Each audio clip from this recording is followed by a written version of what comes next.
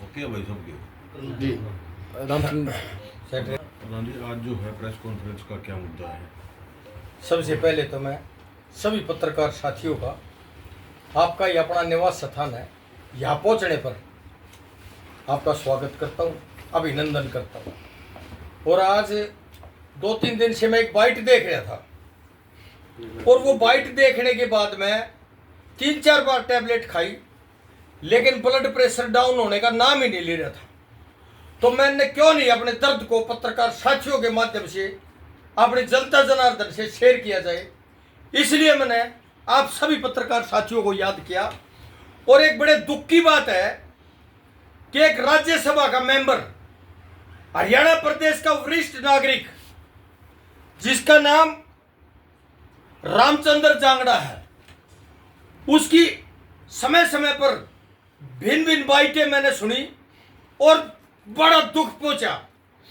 अब वो कई बार किसानों पर इतने गंभीर कटाक्ष करते थे कि जो असहनीय थे, जो बर्दाश्त से बाहर थे।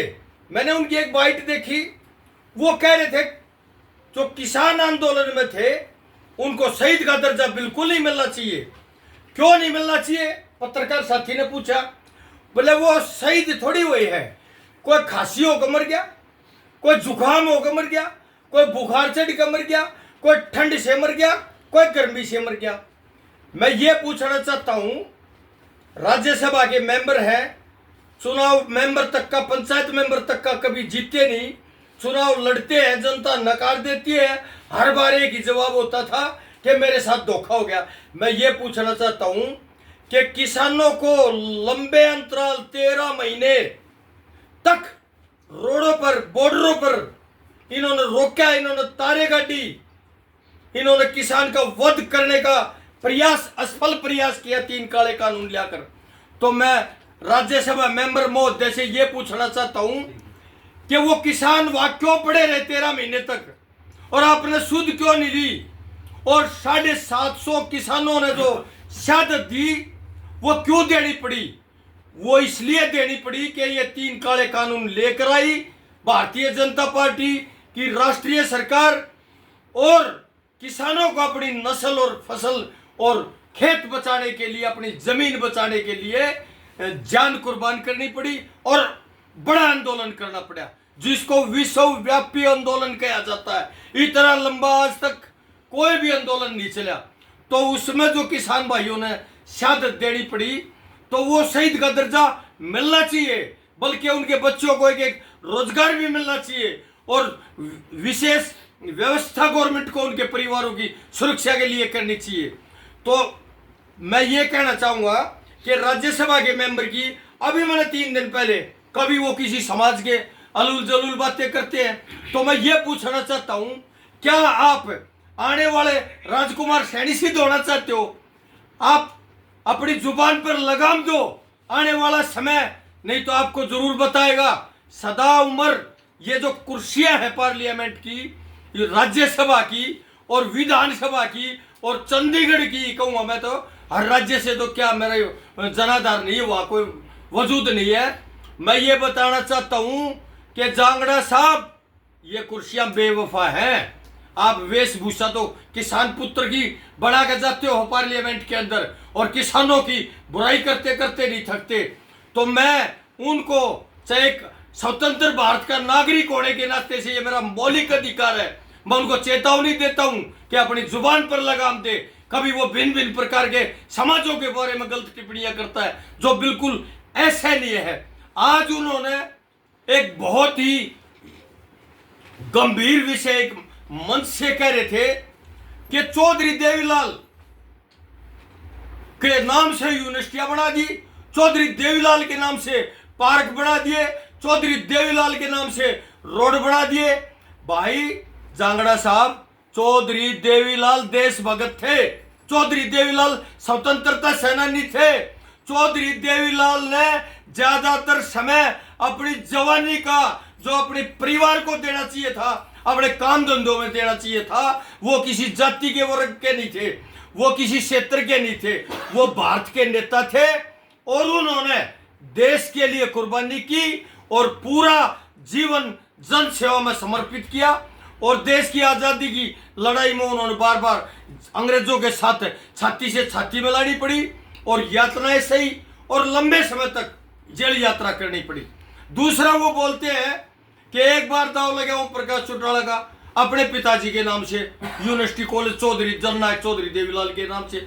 फिर वो बोलते हैं कि एक बार दाव लगा चौधरी भूपेंद्र सिंह हुड्डा का, उन्होंने चौधरी रणबीर सिंह के नाम से यूनिवर्सिटी कॉलेज बना दिए। भाई उनके अंदर योग्यता थी, वो महान पुरुष थे साक्षात्कार।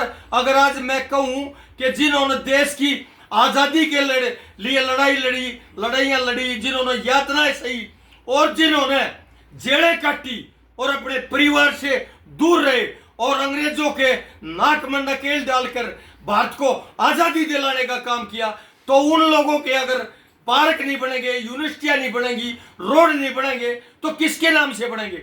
आम नागरिक के नाम से तो बन नहीं सकते। तो वो बड़े योद्धा थे और वो किसी जाति विशेष के नहीं रहे थे, वो क्षेत्र के नहीं थे। उन्होंने भारत माता की आजादी के लिए काम किया। और चौधरी रणबीर सिंह भी साक्षात्कार देवता स्वरूप थे। वो भारत के संविधान, जिस पार्लियामेंट में, जिस संविधान के दायरे में बैठकर आप इतरा रहे हो, अलूल जलूल बातें करते हो, उस संविधान निर्माता कार्यकारिणी के सदस्य भी चौधरी रणबीर सिंह थे। ये कभी नहीं भूलना चाहिए आपने। अब वो हर बार इस तरह के कटाक्ष करते हैं, तो मैं ये भी चेतावनी देना चाहता हूं कि सरकार सुचारू रूप से चल रही है। जो सैनी साहब है मुख्यमंत्री, उससे मेरे को 3 से 4 बार मिलने का सौभाग्य प्राप्त है। उन्होंने हर बार एक मानवता का परिचय दिया है, एक एक आदमी की बात सुनी है। और मैं भी पूर्व विधायक दल की वेलफेयर कार्यकारिणी का सदस्य होने के नाते मुख्यमंत्री से उनकी कुछ समस्याएं लेकर और एक दल के साथ मिला हूं, लेकिन उन्होंने पूरा मान सम्मान किया। वो एक एक आदमी से रात तक मिलते हैं, लेकिन ये जो बागड़ बिल्ले हैं, ये अनाप शनाप अलूल जलूल और इधर उधर की बातें करके सरकार की छवि खराब करने का काम कर रहे हैं। तो मैं माननीय मुख्यमंत्री महोदय से भी कहना चाहता हूं कि कभी कोई हिमाचल में कांड उभरता है, कभी ये बैड़े बोल जाति विशेष के खिलाफ बोलता है, कभी किसानों के खिलाफ बोलता है, कभी स्वतंत्रता सेनानियों के खिलाफ बोलता है। तो मैं माननीय मुख्यमंत्री महोदय से भी आग्रह करना चाहूंगा कि इनकी जुबान पर लगाम लगाने का काम करे या इनको पार्टी से बाहर करने का काम करे। मैं ये आग्रह करना चाहता हूं और पत्रकार साथियों से निवेदन करता हूं, कुछ अपनी तरफ से भी पूछते रहो। जी जी विधायक की क्या कोई पर्सनल उनसे व्यक्तिगत कोई बात है या अपने? सुनो जी, मेरे को चौधरी देवीलाल और चौधरी रणबीर सिंह के जी विरुद्ध, आप भी पत्रकार साथी हो, बुद्धिमान प्रकोष्ठ में अध्यापक की पत्रकारों की गिनती होती है।